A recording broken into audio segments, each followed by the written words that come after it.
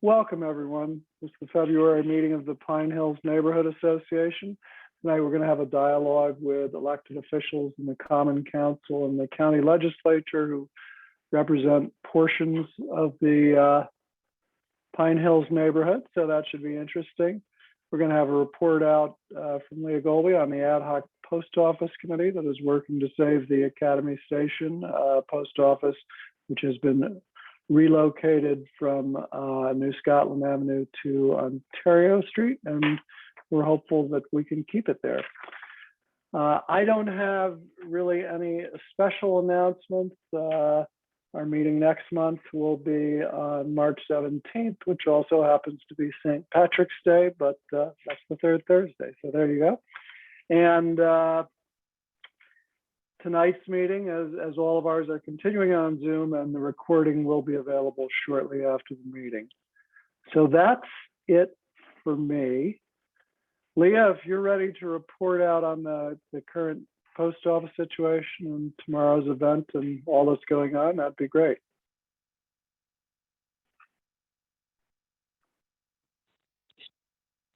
Sure, sorry, it took me a second to unmute. Hi, everyone. So yeah, we have an amazing committee both within our neighborhood association. Will and Danielle and Carolyn Keefe and myself have all been working with this multi-neighborhood association committee group that I've been referring to as the Save Our Post Office campaign. And we started working initially thinking that we knew it was going to be difficult.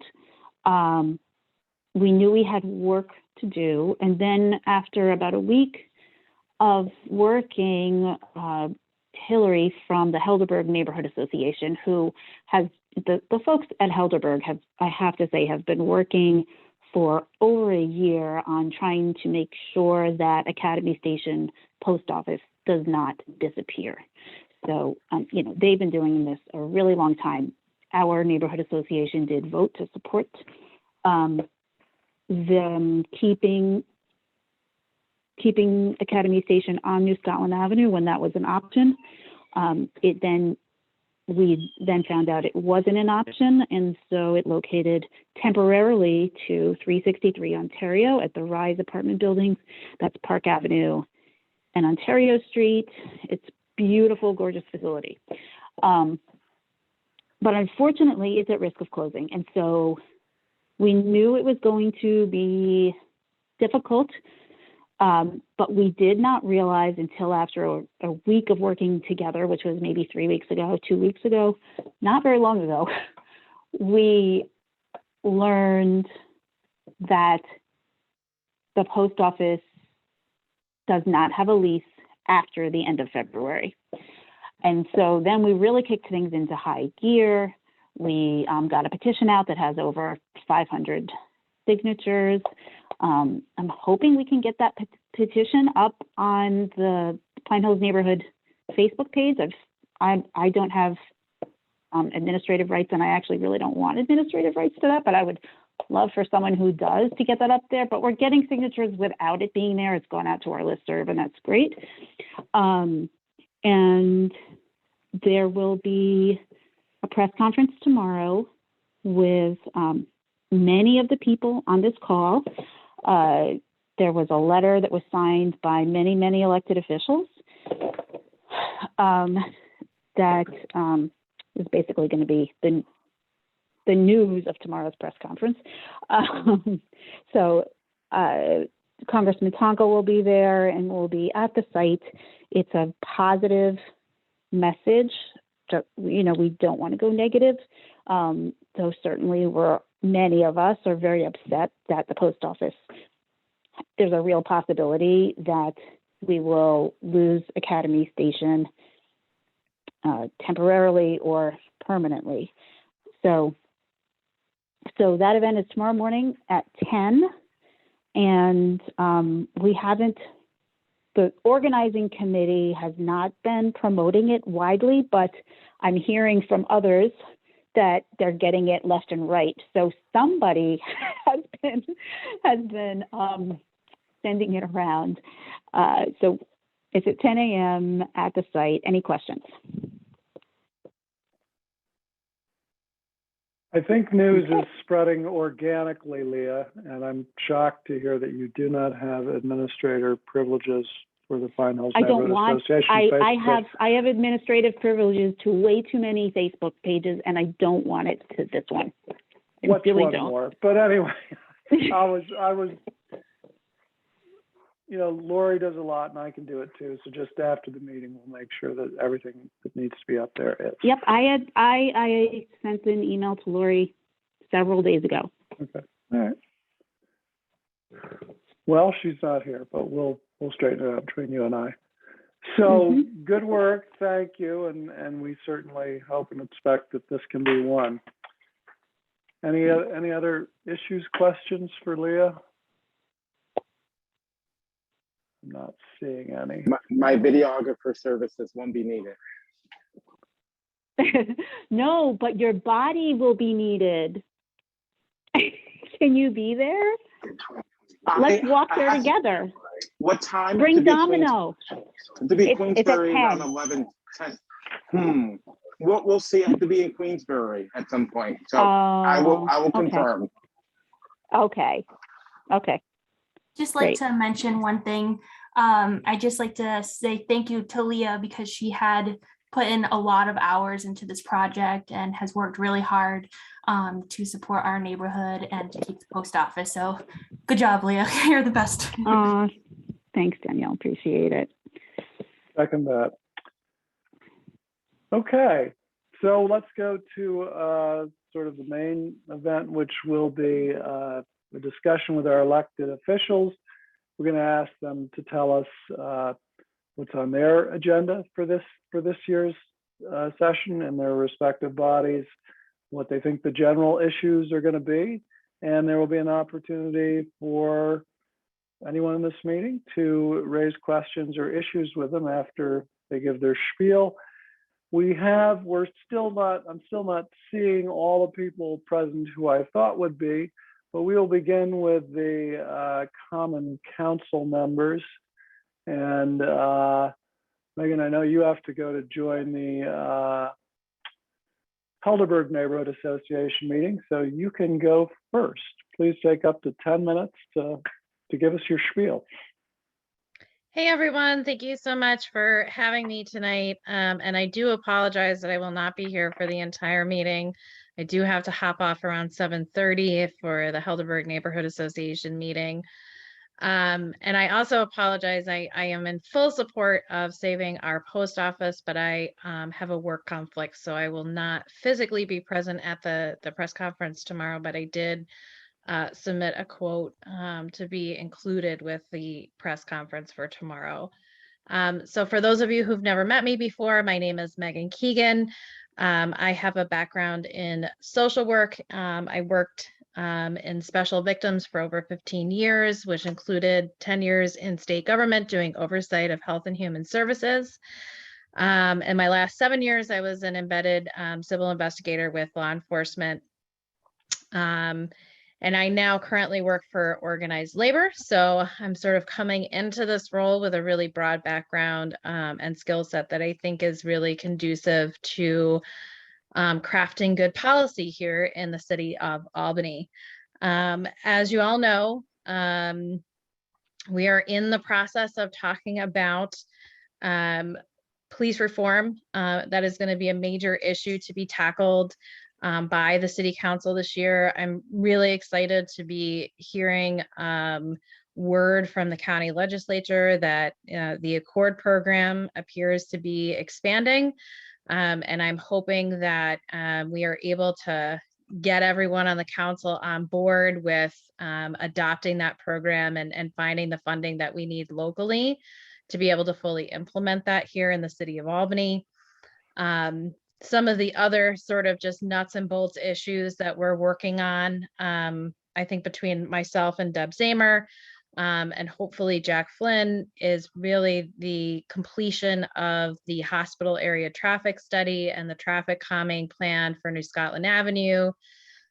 Really digging into some of the ongoing issues around parking in the district, and hopefully getting the administration to really move on addressing parking issues that are negatively impacting our renters, particularly in those areas where people have to move their cars every day. Really ensuring that we are fairly and equitably distributing our ARPA funds in a way that has the most meaningful impact on the community here in Albany. I think are probably our top issues out of the gate. And with that, I'm going to just stay quiet. And if y'all have any questions for me, feel free to ask away.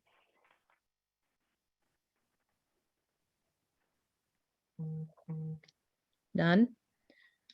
I will also, do we have the ability to do the chat box, John? No? I think see it has been turned off because Okay. at one point that was the recommended approach to help That's avoid okay. Zoom bombing. For those of you who are on this call, my phone number, if you want to go ahead and write it down, is 518-225-0134. Feel free to call, text anytime. And my email, which I check every single day and generally respond to people every single day, is Megan for Albany. That's MEGHAN, the number 4, albany@gmail.com. And I believe everybody on this already gets my newsletters because it gets forwarded through the Pine Hills listserv. But I do send out a newsletter on the 1st of every month. So if you're not receiving that and you want to subscribe, please feel free to shoot me an email and I will set you up on my subscribers list. Megan, just for people who might not know, if you could describe the Accord program, I think. Sure. So the Accord program is currently up and running in rural Albany County. It's being operated through the county sheriff's office. And it is a program that is incorporating both paramedics and mental health practitioners in responding to certain types of calls that the sheriff's office is required to cover. For those of you on here who don't really understand the role of the sheriff's department is the policing authority for most of rural Albany County. They cover about 200 square miles. And in response to many of the requests that the community has made around policing reform, the county legislature developed the Accord program. They are in the process of gathering data. I'm sure Matt can kind of speak a little bit more thoroughly on where they are at, but from my understanding, the county is now looking to partner with municipal police departments in expanding that program and has a plan for what that would look like in terms of that shared partnership between the county and the municipality and who would be responsible for which components of the program. So I'm very much excited to hear that that's coming down the pike from the county because it does fit into many of the things that came out of our police reform and reinvention collaborative recommendations and would be really a great asset to the city of Albany. Matt, if I don't know if you want to jump in on anything I left out since the question was on the table. John, do you want me to talk about it Yeah, now? feel free. Okay, sure. So the Accord program was created based on the Eugene, Oregon program called Cahoots. In short, basically, it's instead of law enforcement going in for mental health crises that are nonviolent, it would be the first responders sent by dispatch would be a crisis-trained EMT and a crisis-trained social worker with full access to the medical records, et cetera, of the individuals.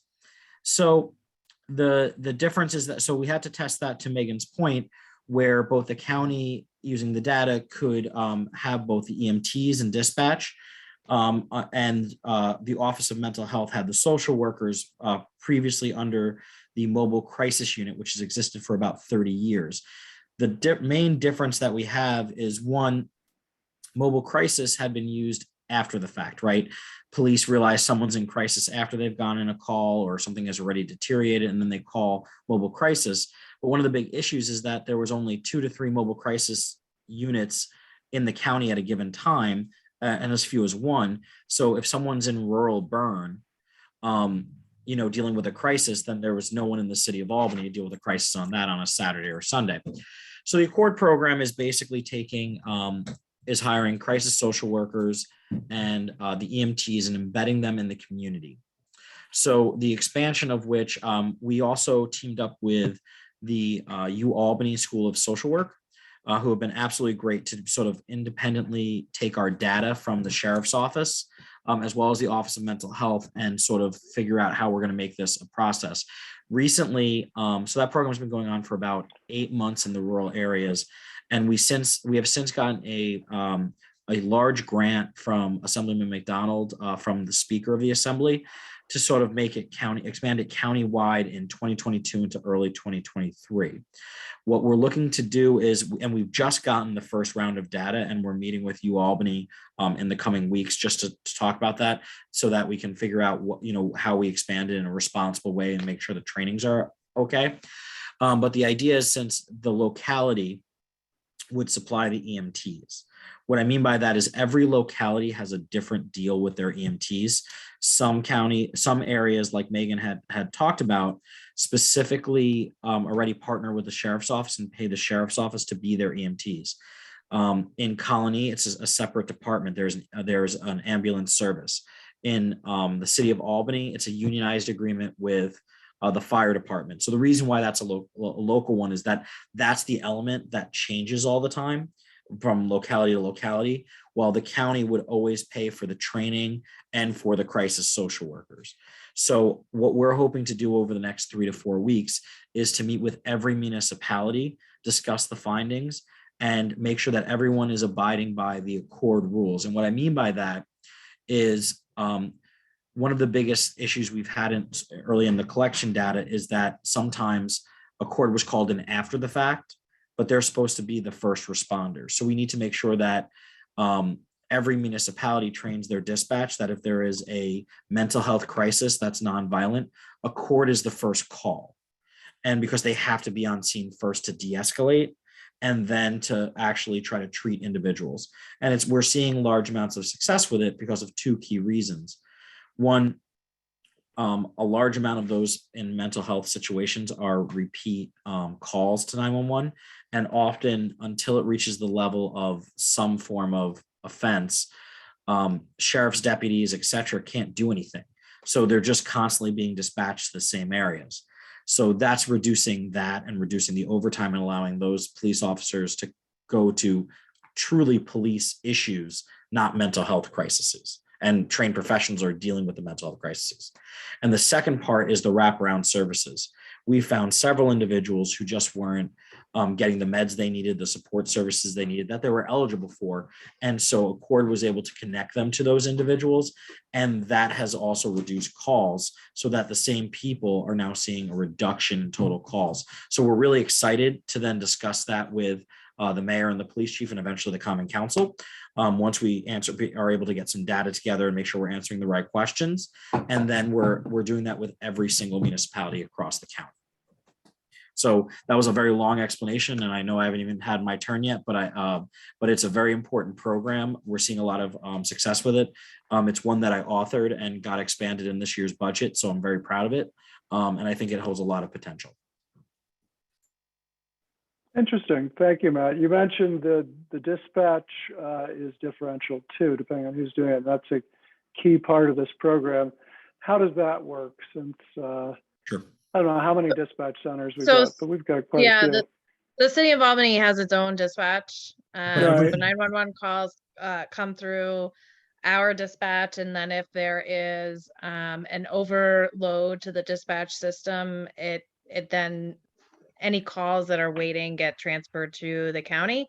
So there's a couple of different elements of how this would translate into Albany. A, we would need to provide additional training to our own dispatch, and then B, there has to be some negotiation as to the impact to AFD, Albany Fire Department, and what that looks like in terms of our EMS personnel, and whether we need to supplement EMS personnel and where those people would be low. I mean, there's definitely some nuts and bolts to being able to implement this, but it is something that was a key factor in our police reinvention collaboration. So I'm hoping as we wend our way through our first year in office, that this is kind of prioritized as something we implement at least within the 2023 budget cycle, as I imagine is where we'll probably be by the time all the data comes from the county. I think that's correct. Our goal is to have a pilot program up and running in the city of Albany late 2022, early 2023, based on training schedules. And the pilot program is going to take a full year, and then the expansion is going to take longer. So this isn't an overnight solution, but I do think that it should be revenue neutral, if not revenue positive in the long term, because you're going to reduce police overtime, and sending out a crisis social worker who only has to go out once versus a police officer who may have to go out 2 or 3 times to one issue that they're not properly trained at in the mental health field. You should start seeing those overtime numbers go down, and we're replacing police officers who don't have the mental health training with individuals who can get help to those individuals in crisis. So, it's a better outcome for the individual. I think it should be revenue neutral, if not revenue positive, for the municipalities that participate, and it fits right into the goals of the of the county and the ARPA funds that we've received as well. Great, thanks both of you. Any other questions for Megan? Because I know you have to get going for the Helderberg Neighborhood Association. Not seeing any. Well, thanks for joining us. And thank you, y'all, and thank you for inviting me to come in. I will do my best to try and be here for every single PNHA or PHNA meeting that does not conflict with our council meetings or the other various neighborhood associations that I also represent. So, but feel free, if you guys ever have any questions or need assistance with anything, feel free to call, text, or email me. I generally get back to people within the same day, if not within 24 hours. Thanks, Megan. We will. So we've been joined by Councilman Anani, who represents the largest portion, I would say, of the Pine Hills neighborhood area on the Common Council. Owusu, thanks for joining us. This is expanded from the usual version, so take 10 minutes, as much of that as you'd like to, or maybe a little more, to give us your view of what's going to be before the Common Council this year and what in particular your agenda is. You'll need to unmute.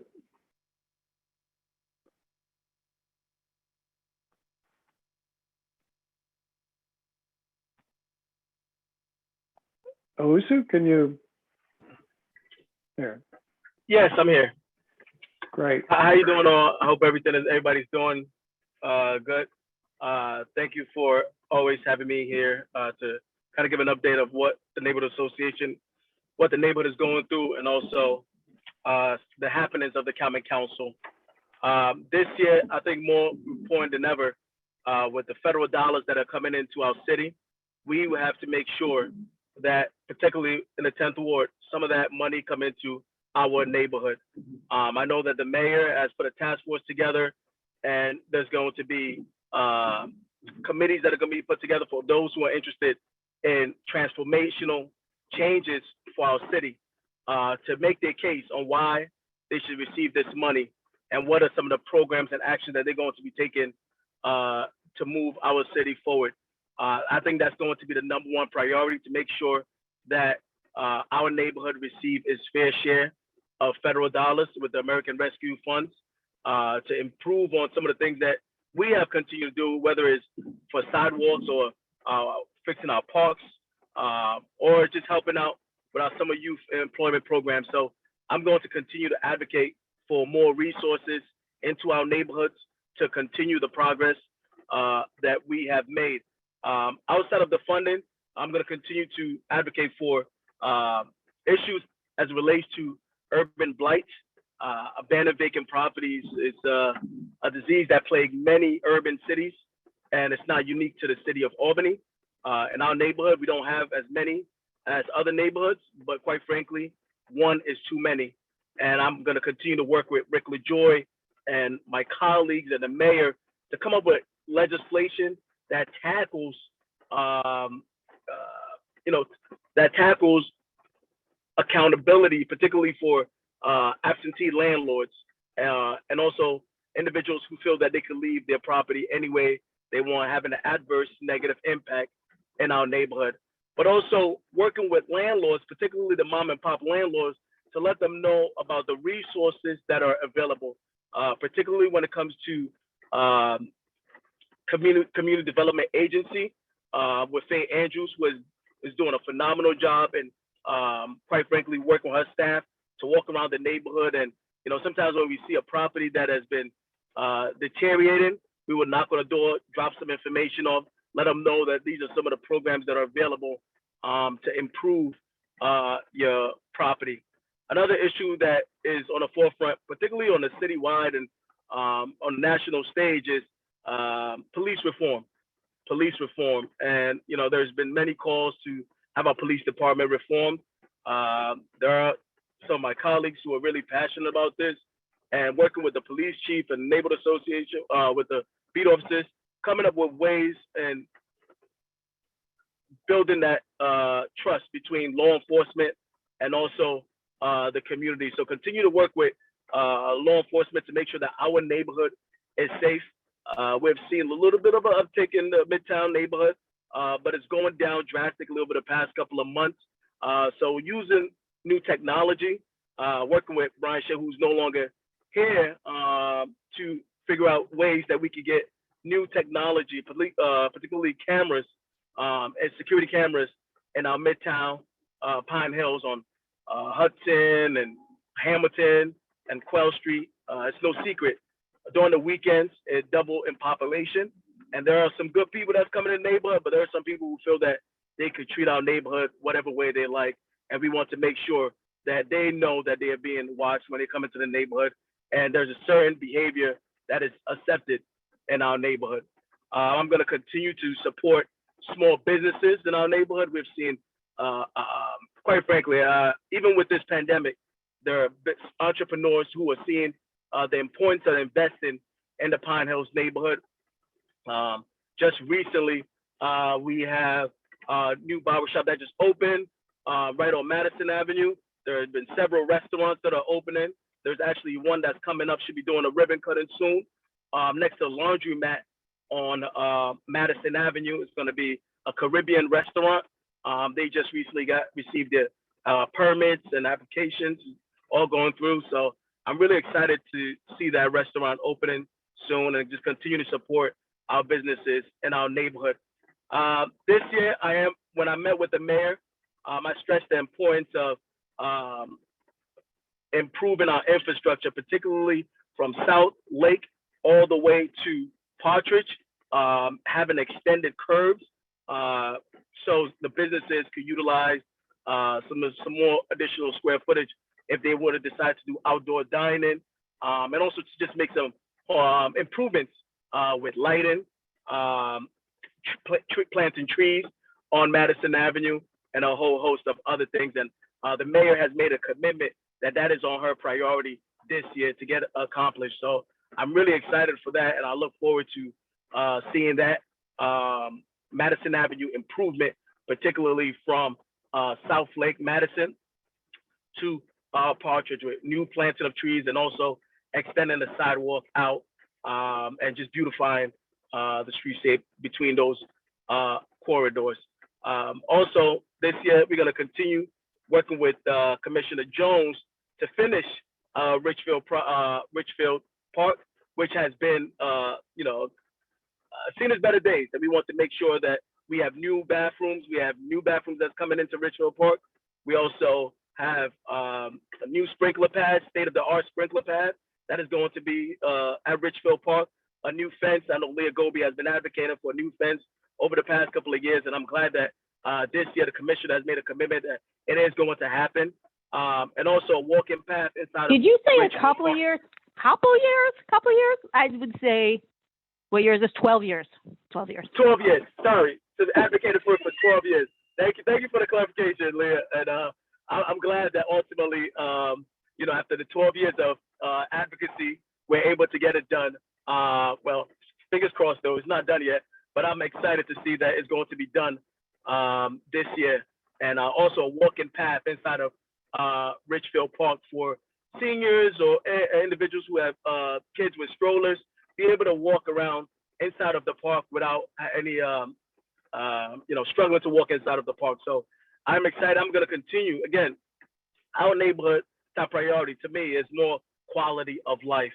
I know that the Midtown Pine Hills group is working on litter campaigns and removing asphalt, and also to get some trees planted. So continue to advocate for those things and making sure that our neighborhood is safe and small businesses, it becomes a neighborhood that individuals could be continue to be proud of. And that's what I plan on continue to do. And, it's been a pleasure just working with stakeholders in the neighborhood, working with elected officials.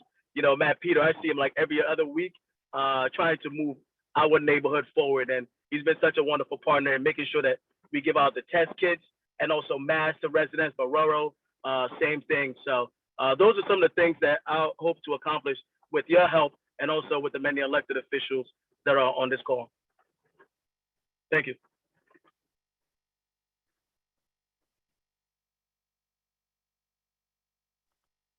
Thanks, Owusu. Questions? I'm not seeing any.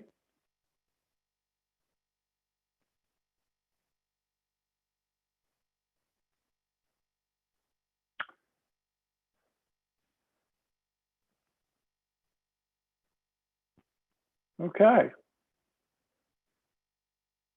Well, thanks for that overview, Councilman Lanane. We were hoping to have. Okay. I'm still not seeing other questions. Well, again, sorry. Just want to finish off. Again, if you have any questions, concerns, my cell phone is on. I know many people have my cell phone already. Don't hesitate to call, text, email, Twitter, Instagram, Snapchat, whatever way I am at your service.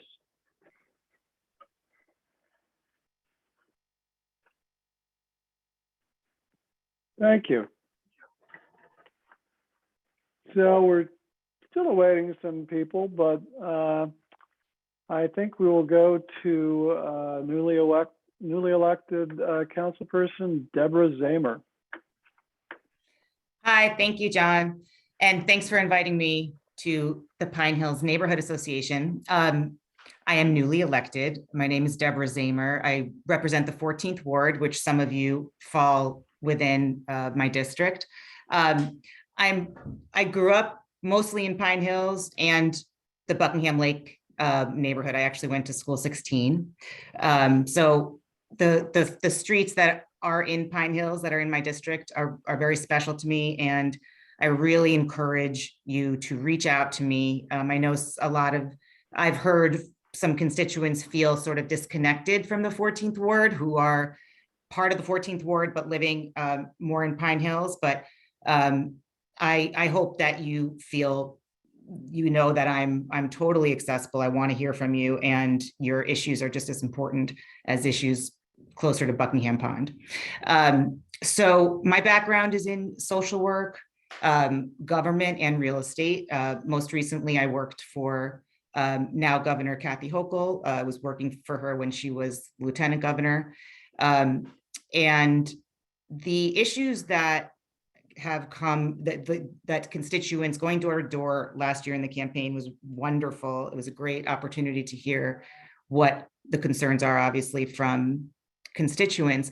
And police reform was definitely a major concern, and that's something I'm really excited to work with you, Matt. Your Accord program is something I followed so closely, and there are a lot of great ideas currently in the council, and I'm really hopeful that there's going to be a lot of collaboration to implement some of the suggestions from the Police Reinvention Commission, and I think that we have a great opportunity to really implement some really good policies.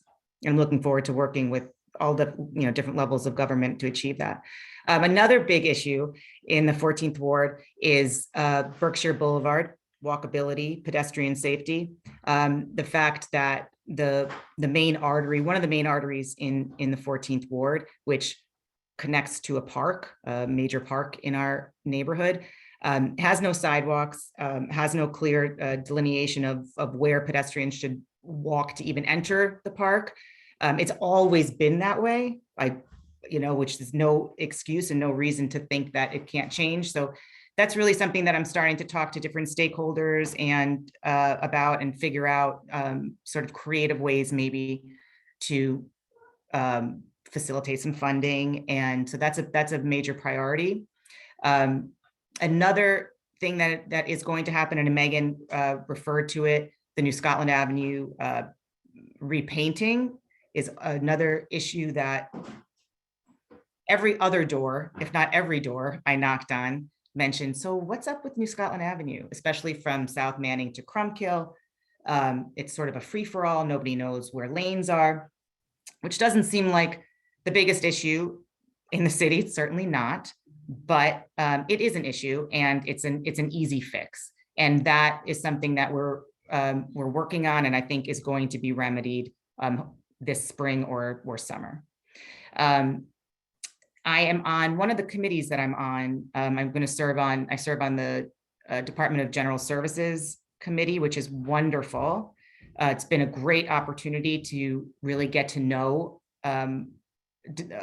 DGS in this city, without whom our city would not run. So I'm really excited to serve on that committee. And the Housing Committee is another one that I'm really interested in serving on, because opportunities for home ownership is something that I think the city is really interested in exploring, how to expand home ownership around the entire city. So those are some of the priorities. The post office issue, it's tomorrow morning, 10 a.m. Rally at the Ontario Street location. So as many of you that can show up to show your support for keeping the post office in our neighborhood, please do. That's at 10 a.m. I still have masks, KN95 masks, if anybody needs, and I have a few tests. So if anybody has a need for those, please reach out to me. I'll leave my phone number and my email address. And what else did I want to make sure I told? I have a newsletter also, which if you want to subscribe to my listserv, you can let me know and I'll make sure to include you. So I'm really excited. I'm new, and really the first few months for me, I imagine the first year or two will be about learning. And there are a lot of wonderful mentors around, and actually, Matt, I consider you one of them, people who have the experience, the institutional knowledge that is critical, I think, to making good policy decisions. So happy to take any questions. We can't leave our info in the chat, but an easy email for me is my last name, Zamer1075@gmail.com. Zamer1075@gmail.com. And my phone number is 518-428-0487. Again, I really welcome your communications. I want to hear about your concerns. I want to have the conversations with you. So don't hesitate to reach out. Thanks, Deborah. I'm surprised there were 10,074 Zamers ahead of you at the Gmail, but anyway, you got in there. I got it. Yep. Well, one thing you might want to think about is, I know it's not your home neighborhood association, but if you join the Pine Hills Neighborhood Association, you too will have access to our Google group, which we sometimes refer to using the outmoded term listserv. The nice thing that it means, you can send your communications out directly, and then people know it's from you, and they will. Yes.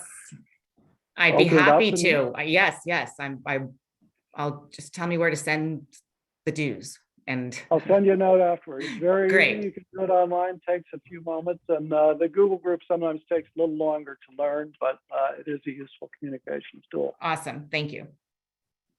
Very good overview. Any questions for Deborah?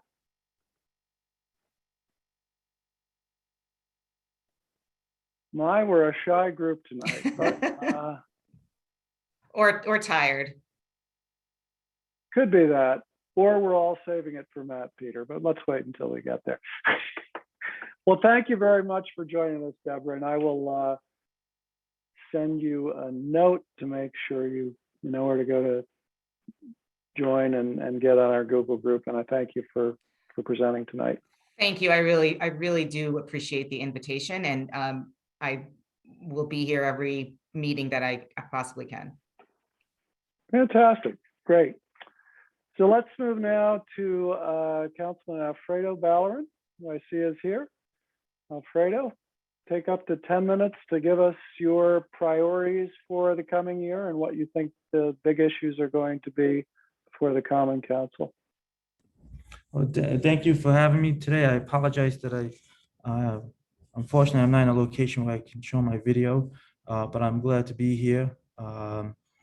Just a little bit about myself. I've lived in the 11 Ward neighborhood for almost 20 years. I'm a homeowner, and I've moved my family up here after going to college.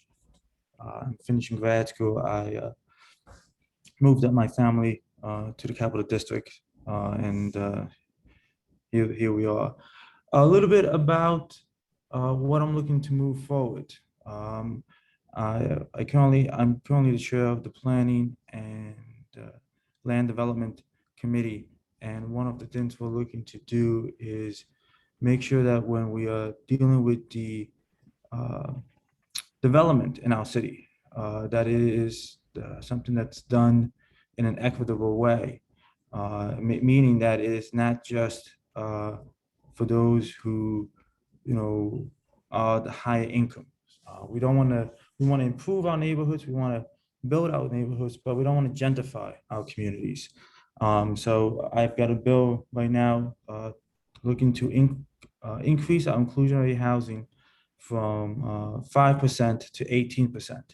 Inclusionary housing is for individuals who make really within our median income of the city of Albany. The bill asks that it's for people who make within 50% of the median income of the area, which would be up to $55,000 for a family of four.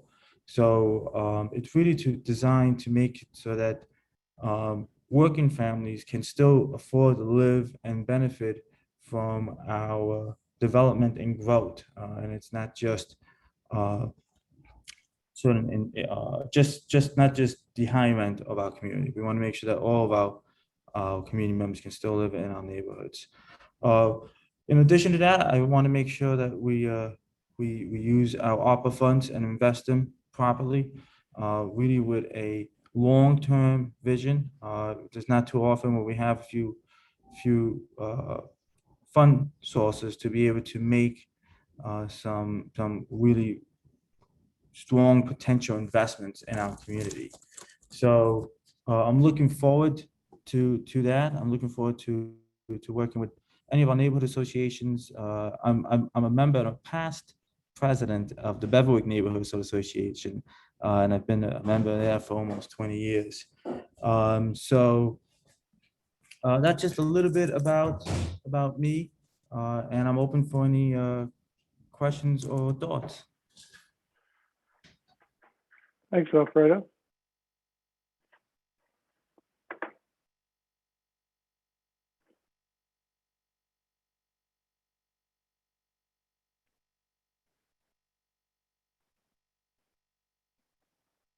That wasn't 10 minutes, John. Do you want me to keep going? I can You keep don't going if you have, want me to. you don't have to fill the 10 minutes. I'm not Not a new. I'm requirement. old. I'm old. Some of these, you guys know me. We work together. I'm not a new cat. Some of the things that some of the things we did with this body very early in my career was when we had the fires on Quail Street. So I represent between Ontario and South Lake, between Washington and Weston. So that's the area of Pine Hill that I represent. And when we had those fires that affected 3 to 4 homes and roughly 45 individuals, we had a really great event that was organized with the Pine Hills Neighborhood Association, as well as the Lutheran Church, to raise funds, much needed funds, to get those individuals the help that they needed. So I'm always willing to work with anyone who's willing to work with me, and fight to make sure we get our fair share of resources in our neighborhoods, and make sure we get any issues that come up, make sure we get them addressed as well. I saw someone had a hand up. Is there a question? I am not seeing either the artificial hand or anyone waving their hand. Owusu's Speak hand up. was up. Owusu's hand? I'll look like Owusu had a question. No, Sorry, I'm eating, so I turned off the video, but it looked like Owusu was going to question you, Alfredo. Good eye, Deborah. Well, Okay, shoot, what do you got, brother? well, now, do you have any update on the project on Weston and Quell? I'm personally have been, and also many of the neighbors have been really excited about that project. I was wondering if you have any update and want to share with us. Well, I attended a planning board meeting a few weeks ago that was brought up. It's been redesigned, so it's no longer a one building project. It's now multiple buildings. It's going to be 2 buildings on that site. It was done based on issues with the soil and how it would be grounded. It's going to be a little smaller than the original plan. I think the original plan was for over 120. I think this is going to be around 89 units. But it's still I still think it's going to have some positive impact in the neighborhood. My only concern, and I've said it from day one, and my concerns haven't changed, the affordability issue, because we are taking down quite a bit of housing, 7 buildings, that's mainly, affordable and mixed affordable and market rent. And now it's just going to be higher end market rent. But that has nothing to do with the developer or the plan. That has to do with the law and the policy, and part of why I've got my request, my bill up right now, going to committee. And the other concern I always have is parking, because parking's always an issue. So I'm hoping that maybe they can look at buying some of the land, the homes that we lost from that fire that I previously spoke. That land hasn't been developed just yet. So there's some potential there. And also, I'm also got to be honest. I'm becoming a little more open to the fact that not everybody drives like I used to think. But we'll see. I think there was a change in the way things were going when it came to transportation. You can come in, sir. I'm sorry. There was a change when we were before the pandemic. We had a lot less people owning cars, and we had a lot less people using vehicles. I'm not sure if that's going to change because of the pandemic, but we'll see. Overall, I think it's going to be a good project. It's going to bring some new life, some new energy to the city. And my concerns have been the same from the beginning. And hopefully I'm wrong on the parking. I don't think I'm going to be wrong on the house affordability, but that's why we're doing something about it now policy-wise, because it's a policy issue, not a development issue, and that's what we've got to address. Thanks, Alfredo. As you know, Thank you. Pine Hills has Wow. supported that project in the past, and we're looking at it again, the new design. I don't believe it's coming back to the planning board this month, but perhaps next month it will. So we'll be looking at that. One of the things I understand all your concerns, and I think they're good ones, although I will say that our neighborhood, and particularly that section, right between Washington and Western, is transit rich. You can get anywhere from there without having a car. So it's one of the pluses. It's why it has been and still is a popular student neighborhood, and has been popular for a lot of other folks who rely on public transit. So we're hopeful that we'll see both new development and proper maintenance and renovation of the existing structures in that neighborhood. Those are the key issues, which several, which Owusu and you have both spoken about, and that's one of the most important things for the well-being of our neighborhood in the city. So appreciate your focus on that. Carol June Washington has her hand up. Carol, would you like to ask a question? I just wanted to ask Alfredo whether the legislation which he is putting forward in terms of the affordable housing will be applied to this development, or is the development past being able to have this be required of it? No, it would be the development is based on the current policy, so it would be at the 5%. The law we're looking to change won't go into effect until it passes to the Common Council. It's going to committee, and I'm chair of the committee, so we're looking to schedule a meeting for the second week in March to start having discussion on this bill, but it wouldn't be affecting any current or past development projects. So this would be one that will probably get approved before the bill is law. Okay, thank you. I share your concern about the, although we're having some development in the area, we do seem to be being up on the high side, so that we're in danger of changing some of the character of the neighborhoods. I mean, we want to make sure when we develop and bring new energy and new life, we want to make sure that everyone can participate of that new energy.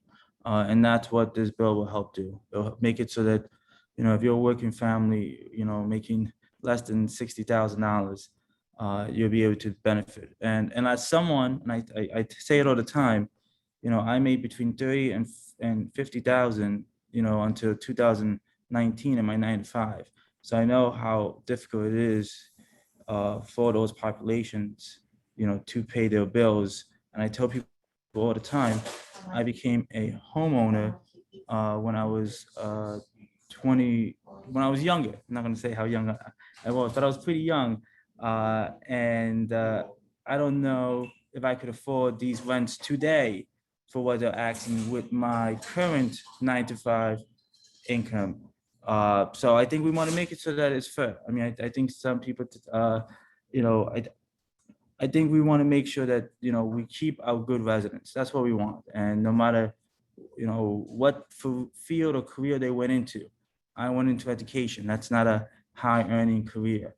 Doesn't mean that I shouldn't be able to live in, the neighborhood I choose to. And as we grow in these developments, that's what I'm hoping this change in law will allow, so that, individuals still can benefit from our growth. And I'll be 100% clear, Quail Street needs some love. It needs some love. And this street definitely needs some love. So I'm happy it's getting some love, and I'm hoping it also generates more investment into the community. Here, here. Thanks, Alfredo. Virginia, you have your hand up? I just want to ask a little bit more about the legislation, and if you have any data that you're basing your figures on in terms of going from 5% affordable to housing to 18%. Is that what you said? It seems like a pretty big leap. Is that based on any kind of demographic analysis, or you know, in other words, what's the rationale for that particular figure that you want to go up to? Sure. So if you look nationwide and you see other cities of what they've done, the majority of cities have it between 10 and 20%. 55% of all cities that have this type of policy between 10 and 20%. So we want to make sure we're more inclined with what other cities are doing. Also, it's important for us to really see our city and see the development. I've been on this topic for the last year and a half, working with the planning department. And in our conversations, a nice map was put together of all the development and all the affordable housing development that was built and the new market rate development and so forth. And one of the really clear distinctions that you could see is if you put a line across Central Avenue, you could see where market rate rent was being built versus where affordable was being built. So you could see that there was, a significant disparity. That on one side of Central Avenue was where all the affordable housing was being built, while on the other side of Central Avenue is where all of the market rate was being built. Really, putting fuel to the fire of what Albany has historically made a mistake in, of having that line across our city, where some can live on one side of this line and the others can live on the other side. I've always lived right on the edge of that line. All my homes that I own in the city are right there within a block of Central Avenue. And I think it's important that we make it so that people have these opportunities. And when we think about it, having affordable housing for a family that makes $45,000 is not a huge hit on these developers, because it's asking them. So we're looking at a 1-bedroom. Let me just give you a blank 1-bedroom. So instead of charging $1,500, which is what they're going for, we're asking them to charge $975 to people who meet these requirements. So we're asking them to, give a little to allow it so that everyone can benefit from the new development. So it's not just, certain individuals who could afford it. And it's also hoping to address, as we grow, the disparities that we've seen historically in our city, and make some changes. Plus, just to top of my head, all these developers get tax breaks already. They get them. So that's going to be the big pushback I'm going to get. Well, they're going to have to give more tax breaks. Well, they're already getting them.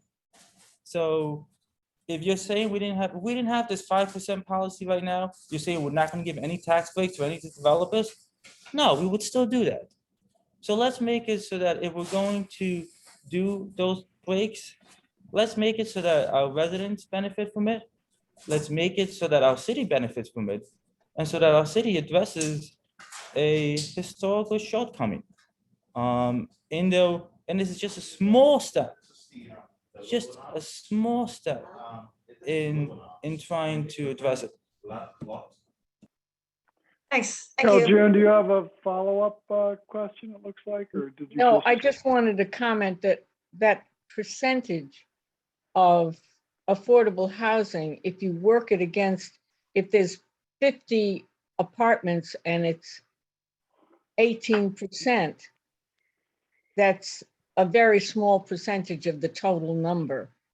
So the 18% is of the total number of housing units that's being offered. Okay. All right, let's, thank you very much, Alfredo. You did fill the 10 minutes that ended up. So thanks. I'm very glad you were able to make it tonight. I'm an elected official. We can fill time. Well, thank you, and you did it well. So we've had the reports from all those who I knew of who were coming from the Common Council, and we're very grateful to you all for showing up. But let's move on to the county legislature. I am expecting Barora, but he is still not here. So Matt, we'll go back to you and you can give your general spiel in addition to the description you gave us earlier. Sure, and thanks for having me. You know, I'm lucky enough to, the 5th Legislative District encompasses parts of the 10th, 9th, 3rd, 2nd, and the 6th wards. So I have 5 neighborhood associations that I sort of report to. And unfortunately, often Pine Hills is at the same time as Center Square. So depending on who I committed to first, I was there. So I think this is my first official meeting. So I will just do a brief introduction if that's okay, John.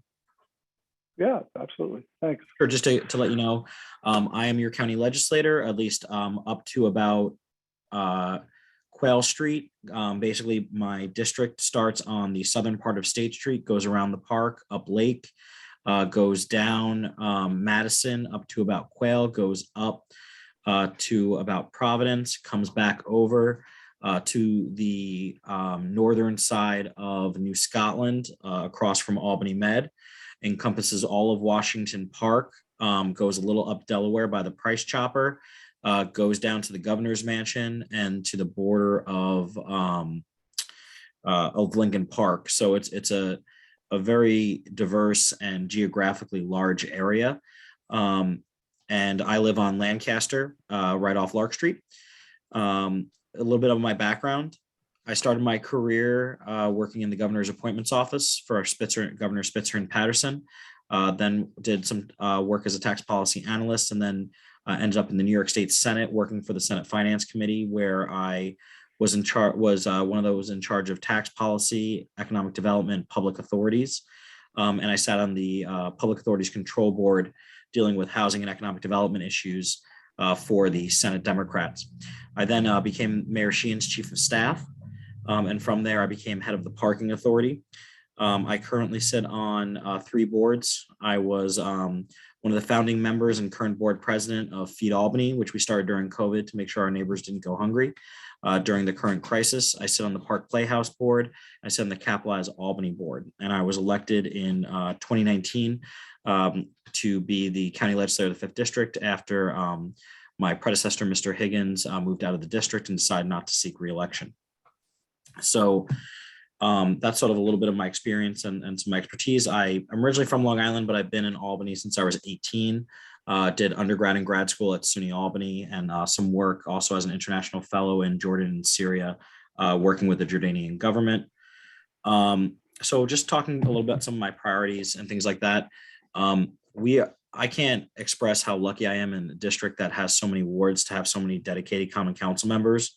From Owusu to Megan Keegan, to Gabriela Romero, who just started, to Sergio Adams, who also just started, as well as Alfredo.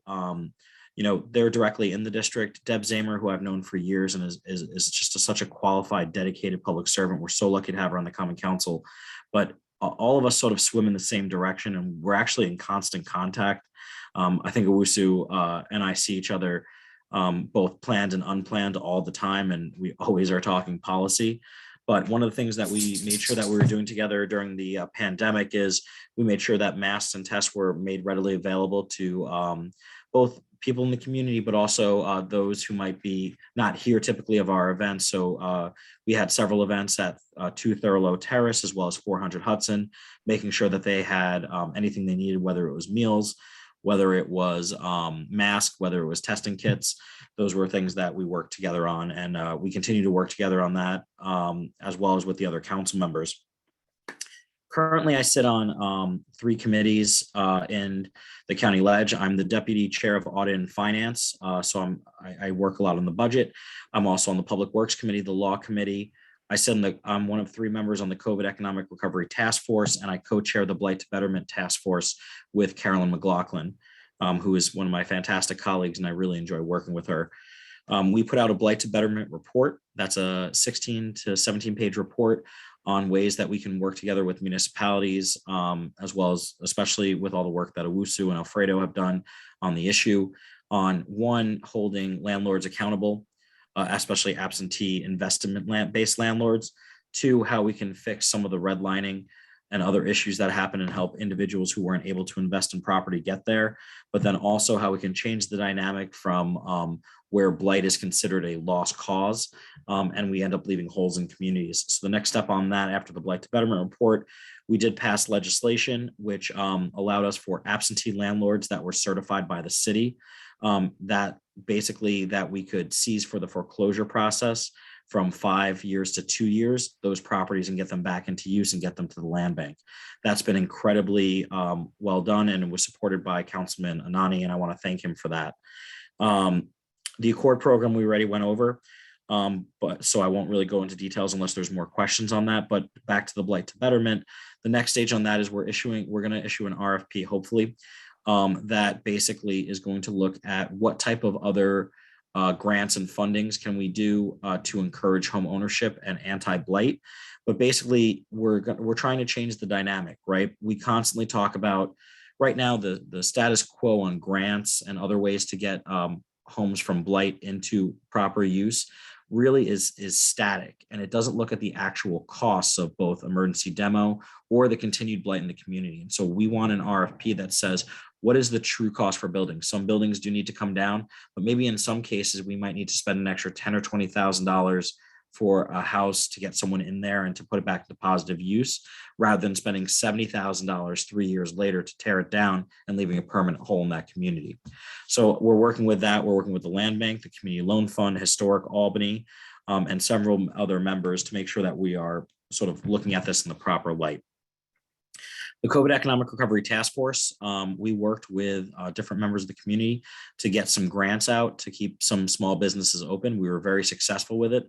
Over 25% countywide were MWBE-based businesses. So we were very, very pleased on that. And most of those businesses, I believe over 90%, are still in business. And many of that credit both the work of the county as well as the city and other entities, and making sure that they could keep open during really hard credit crunches. And our next step on that is to really look how some of those businesses that didn't know how to access federal grants and things like that get the proper training and the bookkeeping experience, so that next time there's opportunities, they're ready for it.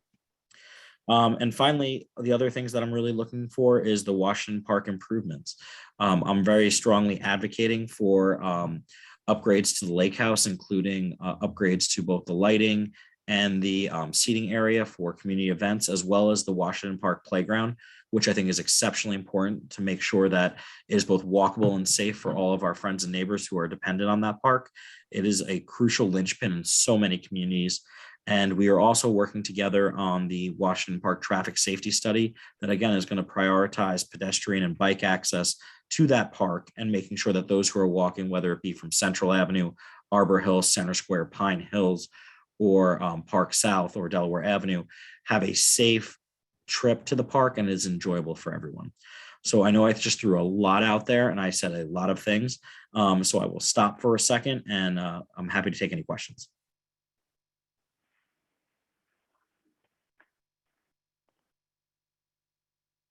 Carol June?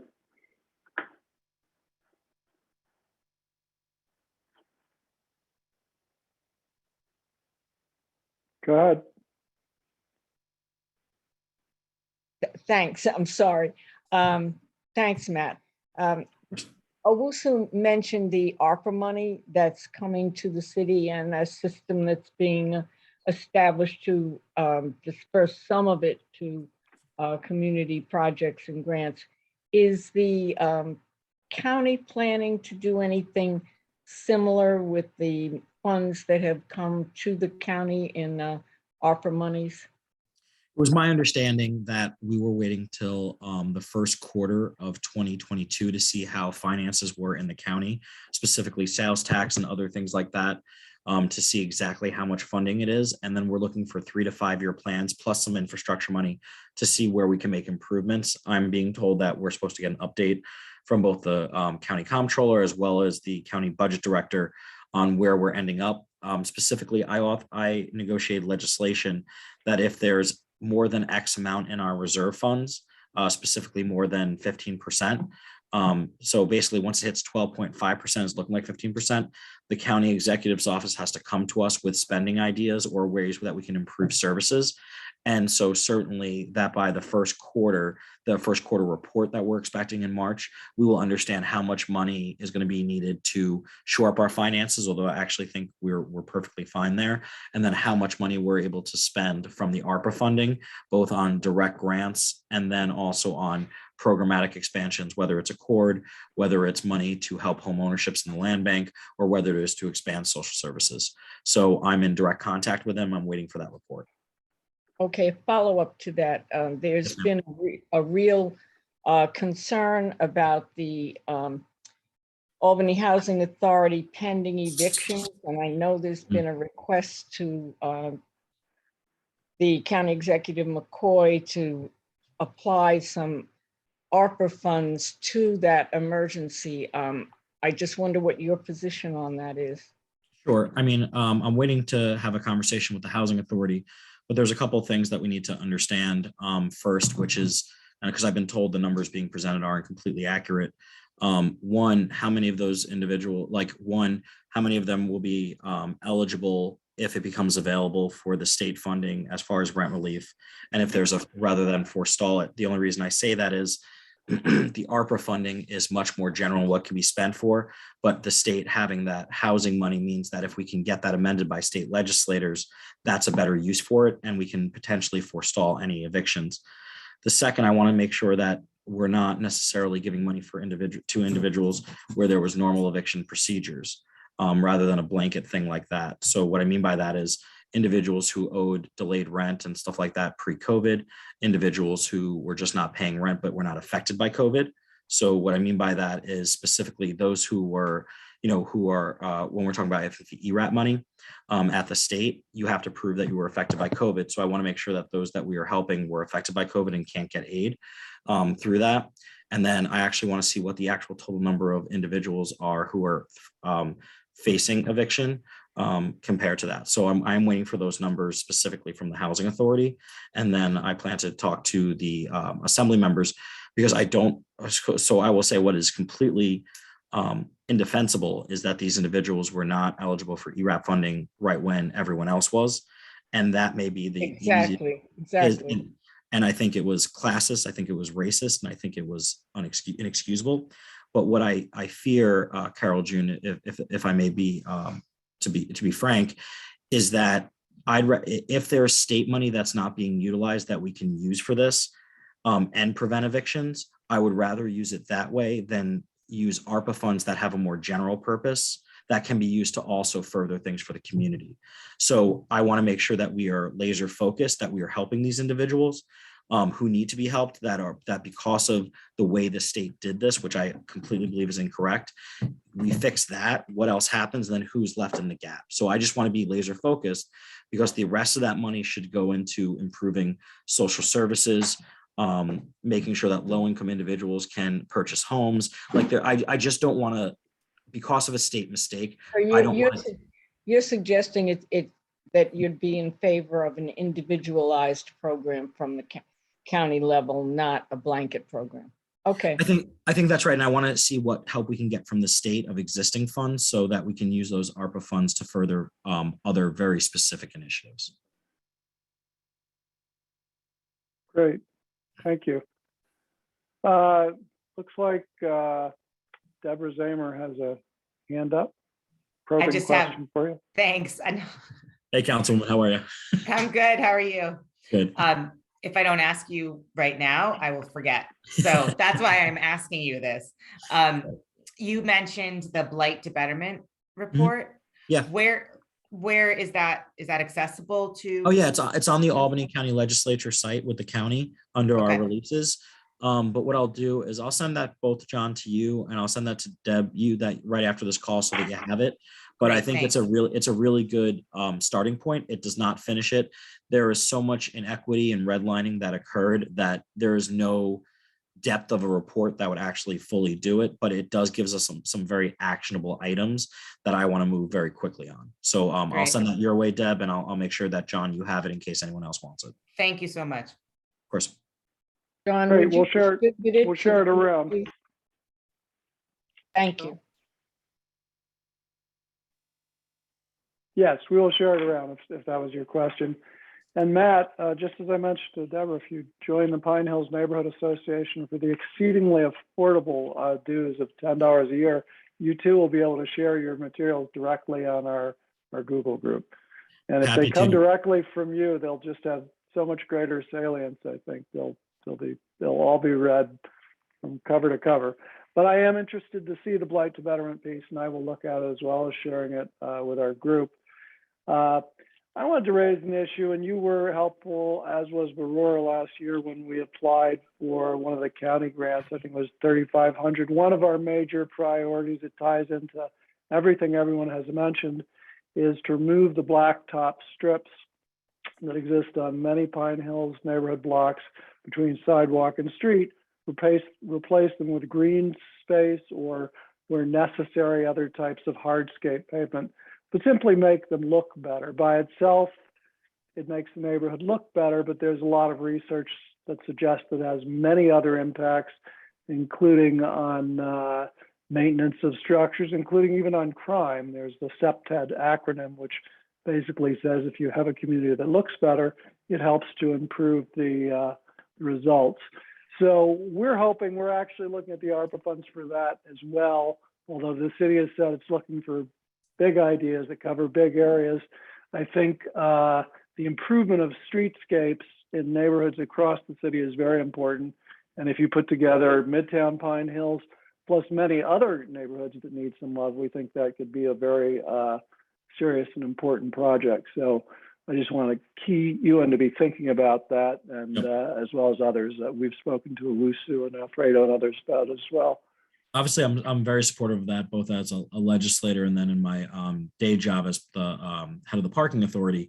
It was a program that we helped co-sponsor, which was the Adopt a Tree program, where the parking authority every year gives a certain dollar amount to DGS to specifically plant trees and things like that anywhere there's a parking meter, parking lot, things like that, to help offset the carbon footprint, but also then helps DGS plant trees in neighborhoods, because we're taking care of the cost by where we have facilities, so to speak. But I'm both supportive of that in the day job, and then obviously as a general area in the county ledge. I couldn't agree more that trees not only make someone feel more at home and give a better walkability to it, but there's just obvious advantages to it. It cools the sidewalk. It helps with both global warming and basic bills when it comes to air conditioning and things like that, because it does naturally cool the surroundings. So it's also an equity issue. We need to make sure that places where people couldn't afford to adopt a tree, or where there was transient neighbors and things of that nature, which doesn't mean a neighborhood's bad. It just means that there wasn't potentially a homeowner who could sit in front of a tree for 20 years. We need to make sure that everyone has a walkable, inviting area, and treescape and landscape is a key part of that. Absolutely. Well, thank you. Yeah, as you know, many of our blocks have virtually no resident homeowners.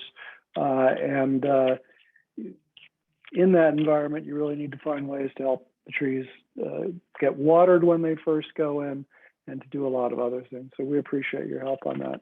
We are filling our time. So I'd like to move along now, if I could, to County Legislature, Baroro Efficaro.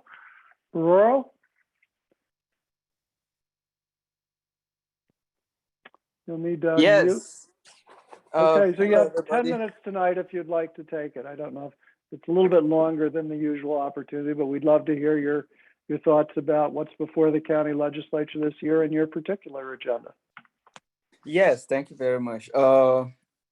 First things that we are doing tomorrow is of course, that you probably already know, is the we press conference tomorrow that we're having with regards to the academic post station. And that should be at 10 a.m. Yeah. And as far as legislations that I'm currently working on, there is the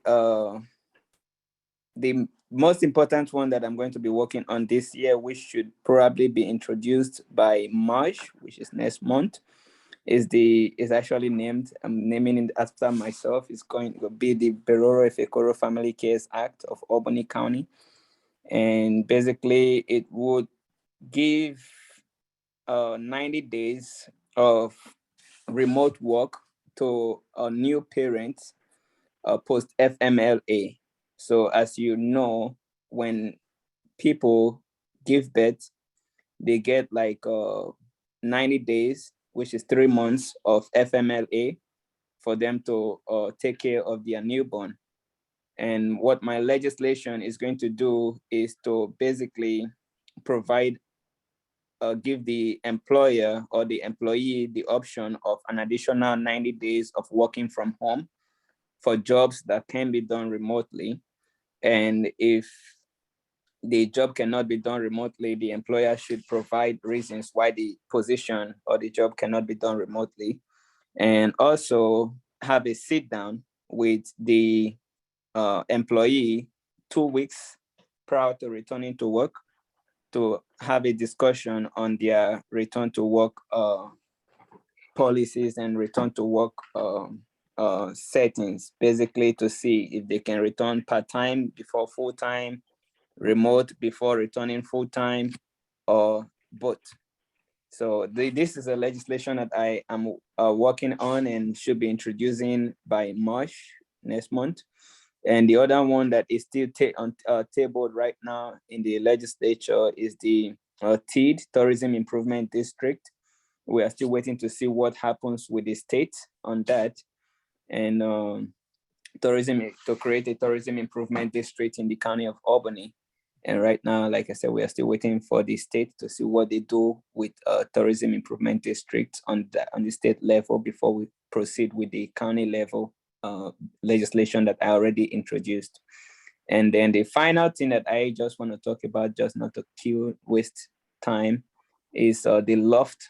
I mentioned last time that I was going to get this is the loft, which is going to be the luxury apartments on Quail Street. I spoke to the developers a few weeks ago, and they said they were going to meet with me to go over the plan and the parking lots and stuff like that. But I haven't met with them again since then. I'm hoping I can, get in contact with them soon again so that we can have that going if that is going to happen anytime soon. That's pretty much it for me. If there's any question, I can answer some questions. Thank you, Aurora. Any questions? Don't feel bad if you don't get a lot. We've got a little bit of shyness tonight. We're not getting a lot of questions, but it's a nice overview. Cool. It's great to meet you guys again. Okay, as always. So given that we are pretty much filling our time, I want to thank everyone, Aurora, Matt, and all of the council members who joined us tonight. We appreciate it very much. So now we're going to move forward to our regular committee and officer reports. And we'll start with Luke Rumsey for the Committee on University and Community Relations. Hey, everybody. On behalf of CUCR, students are back. They came back as of January 24th. We had a slight delay to our semester. We postponed it by about 5 days to ensure that our students were able to comply with our directives for our boosters, as well as providing a negative test. And that's working out quite well for us so far. Thankfully, we did not have to push back our spring break or graduation dates. Spring break is right now scheduled for March 12th through the 19th. So that will encompass St. Patrick's Day. And then our graduation ceremonies will be around the time frame of May 14th. Some events that are happening on campus, I highly recommend everybody to take a look at the New York State Writers Institute, which is an organization that we hold on the Albany campus, dedicated to celebrating literature. We have some pretty notorious speakers coming to campus in the near weeks. We had Uma Ahmadine tonight. She's the political strategist for the the presidential campaign of Hillary Clinton in 2016. She was on campus speaking about her book. Several other events coming up. So if you were to go to nyswritersinstitute.org, you can check out all of the different events that are happening on campus throughout the course of the semester with that institute. We also have our spring broadcast series that are going to be happening over the course of the next couple months. This is a series of virtual events that are occurring via Zoom. So you can attend, from the comfort of your living room if you'd like.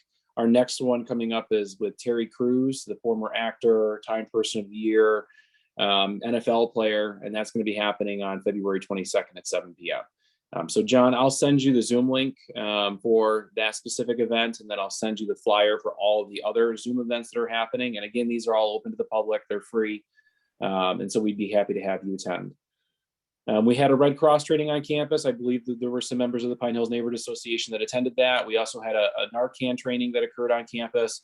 Also some members of the PHNA that it came through. So, we appreciated having you there. Recently, we were honored to have the Albany Fire Department conduct their swearing in ceremony in our new ETech building. They swore in 15 new firefighters. So those guys will be going through an 18-week academy. And hopefully, fingers crossed, we'll have their graduation on campus as well.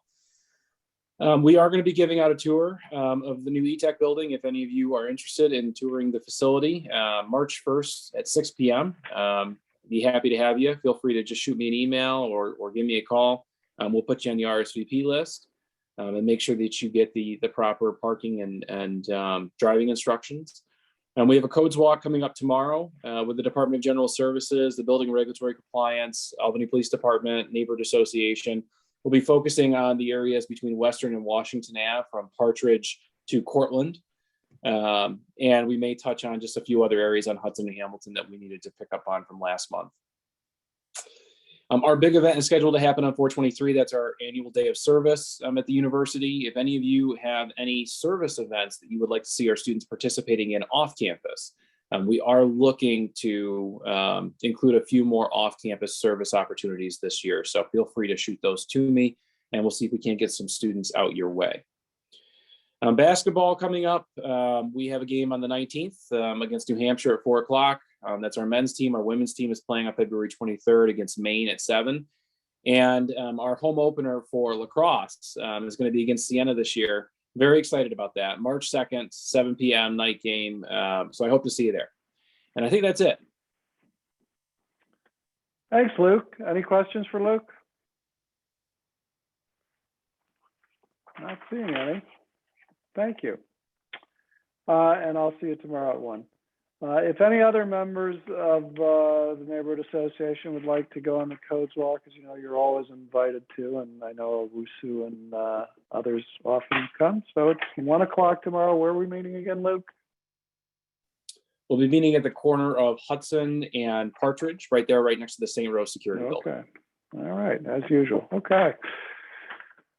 So we're going to go now to public safety, and as the meeting was going on, Joe Aquaviva sent me an announcement for the police upcoming civil service exam, and that will be Saturday, April 19th, and the deadline to sign up is Wednesday, March 23rd. He sent me a link for this too. We'll put that out on Facebook and perhaps on our Google group. So thank you for sending that. And the other thing that I wanted to mention to any of you and everyone who's here, it's not a brand new issue, but concerns about speeding on South Lake Avenue have been rising. In particular, between Western and Madison, the road is kind of wider, for better and worse, than it is on other sections of South Lake and North Lake, and the traffic just seems to speed up in that section. Of course, it's right across from the park. A lot of people are trying to enter the park, so there's danger there. So I wanted to raise that. I did let the NEU staff know that this issue was coming, and it's something we'd like to see some more attention to, some enforcement, some tips, whatever we could look at. And in fact, as I don't think it ties in with the Washington Park Center Square traffic study, but it's related. It's right on the border of the park there. So with that, I will turn to Joe, Dan, or I'm trying to look at who's here, Dan, Officer Webster, whoever wants to start. I'm here, John. I was unaware of this issue, and since I got your this message the other day, I did reach out to Bill Trudeau, who is the head of our traffic traffic enforcement, and see if we can get one of those machines that they put it down and will actually tell if there's speeding going on. Because unfortunately, a lot of times what happens is people think that people are speeding, and they're not good speed estimators. And so the first thing I'd like to do is find out if in fact we do have speeding going on, when that speeding is taking place. The machine is great because if we do find out that there is times of days specifically, then we could set up targeted enforcement using our traffic units, as well as if I'm available or other NEU officers are available, or even the zone cars that are assigned to the neighborhood. But I figured first and foremost we should find out if there's an actual issue or if it's just perceived, and then we'll go forward from there. That's a great start. Thank you. So that will be taking place sometime in the coming months. I emailed Bill. I know he's a very busy man. I'm just waiting for a response from him on if and when we can get that down and started. But he's usually pretty good about these things. So it may take a week or so, but I assume that he'll get right on it. Fantastic. Thank you. You're welcome.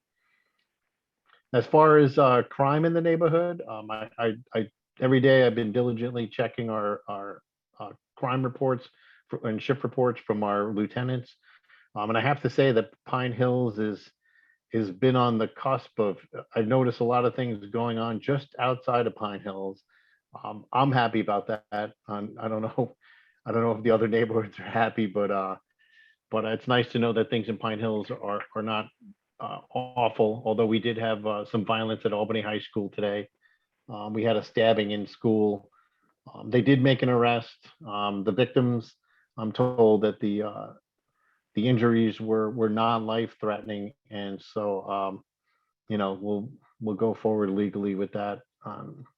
Hopefully, the school district will implement some things that may make this more difficult in the future.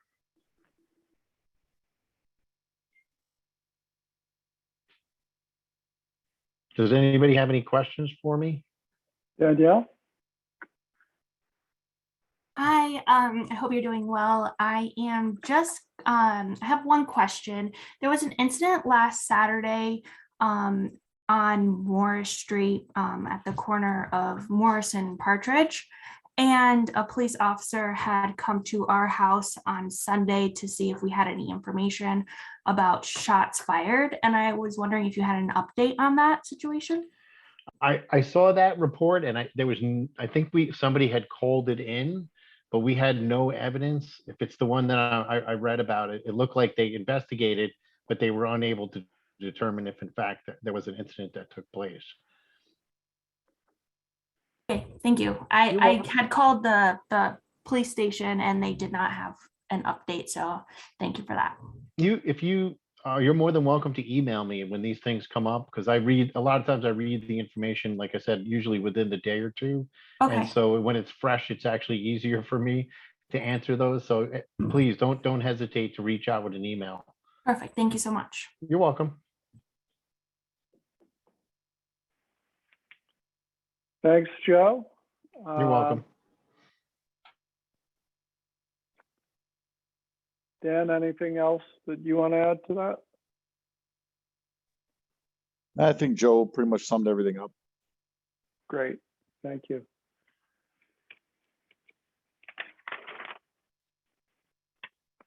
Well, Rick Chesser is not here tonight. He had stuff going on up at Steamer 10. We did talk about a few zoning and code enforcement. I know Leah's on the phone, but I think probably the best thing to do is simply to skip that report out this week. Carolyn Keefe also is not here this week. And Leah, if you're on, I'm not sure whether there was anything she'd wanted for you to report or.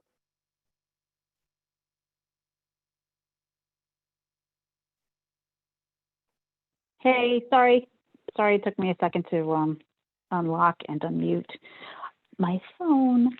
So I don't recall if she gave me something specific that I can just touch on. The big things going on are that we have our trash and litter social media campaign is close to being ready to launch. I should be able to start working on it next week after the post office event, which has consumed my past week. And also the issue of the blacktop, that is front and center subcommittee working on that John had mentioned also. So those are the two kind of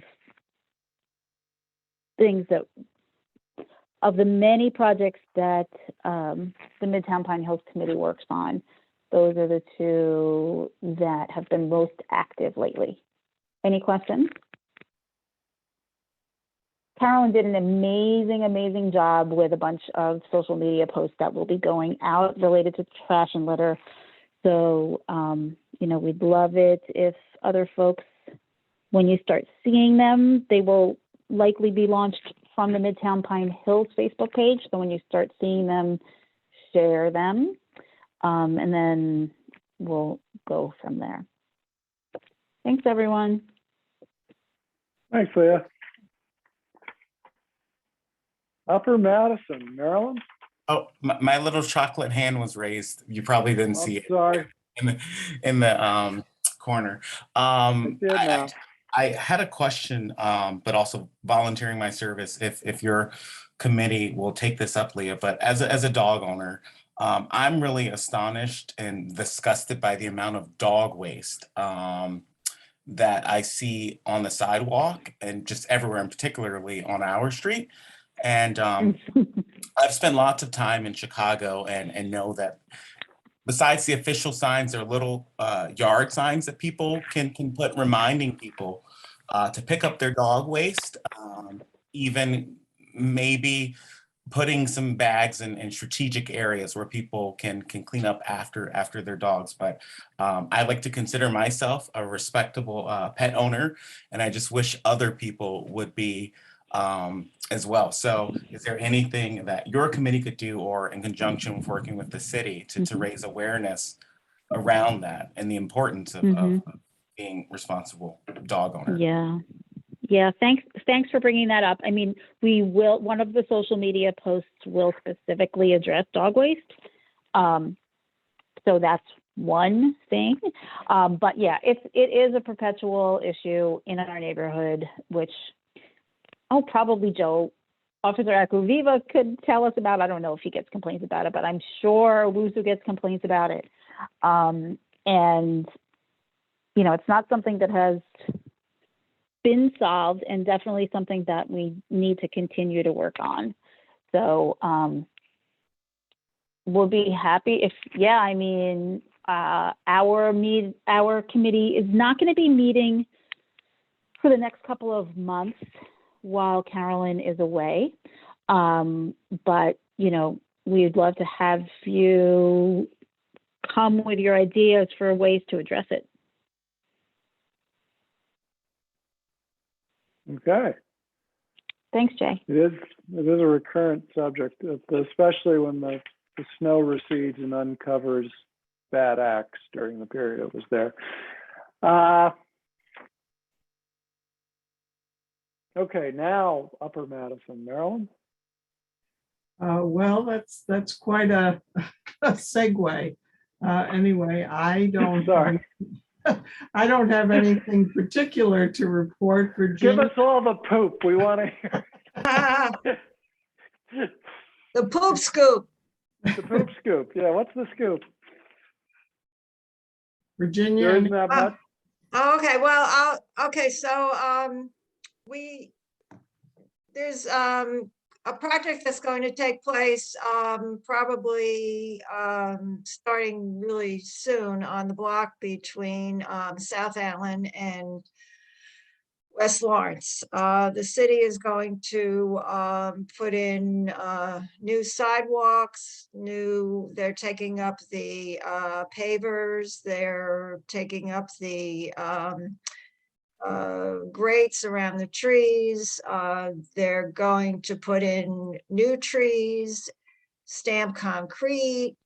In general, it's just going to be a really major upgrade of that block. So we've been discussing this because numbers of us were a little bit unhappy about the city's plan to leave some pavers, which we consider problematic in terms of their unevenness and weed growing, et cetera, but in the interest of time, we decided to move on and to focus our energy on the next project, which will happen in 2023 between West Lawrence and South Main. And that will also be a major upgrade for which we'll have to raise some money. But there's an issue about the Price Chopper wall and certain things that the Price Chopper wants to see in writing as an agreement in order to kind of lend us their cooperation in terms of that project. So that's going to be the next thing that we're going to have to deal with probably the Corp Council. So so look for, this new upgrade. I think it's supposed to be done before the outdoor seating period. So it should be quite something because that area nothing's been done to it since probably about 20 years ago when they first put down those pavers, which have turned out to be an absolute disaster, basically. So that's all I can think of right now. Okay.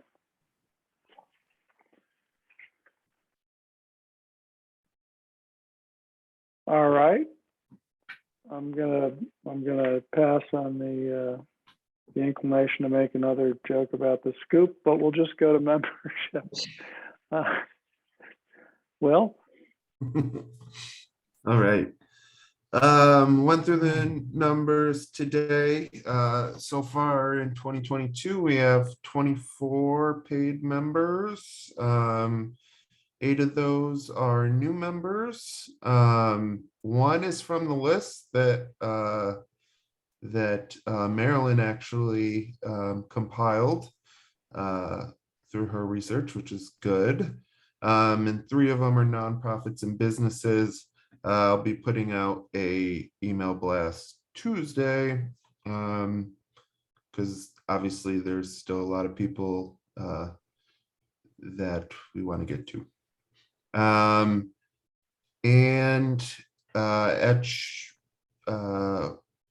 Likely in the next couple of weeks, I'll be sending out an email hoping that the membership committee can get together and discuss our future outreach efforts in the neighborhood and some of the stuff that we've accomplished and some of the stuff in next steps. So great. That is it. Okay. Well, we've covered quite a lot tonight, an interesting discussion. And it is 8:47. Whoa. That sounds almost like a motion to adjourn. Well, I'm not sure. Is that what you heard? I'll second. Thank you, everyone, for joining us, and we'll see you next month. Good night. Bye. Bye. Aye. Have a good night, everybody.